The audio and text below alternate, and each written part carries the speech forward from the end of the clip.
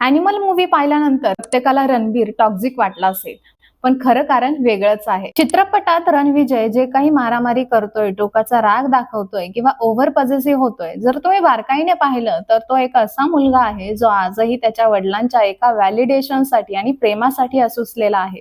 जेव्हा आपल्याला हव्या असलेल्या व्यक्तीकडून प्रेम मिळत नाही तेव्हा आपण चुकीचे मार्ग निवडायला लागतो. अनेकदा माणसाच्या स्वभावाचे मूळ हे त्याच्या लहानपणात दडलेलं असतं. जर लहानपणी पालकांकडून पुरेसा वेळ, कौतुक किंवा प्रेम मिळालं नाही तर मनात एक रिकामेपणा तयार होतो.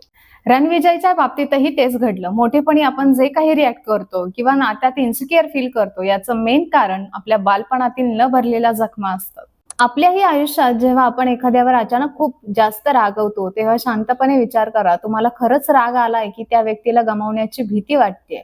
प्रत्येक माणसाचे काही ट्रिगर पॉइंट्स असतात जे आपल्याला भूतकाळातील वाईट आठवणींची आठवण करून देतात.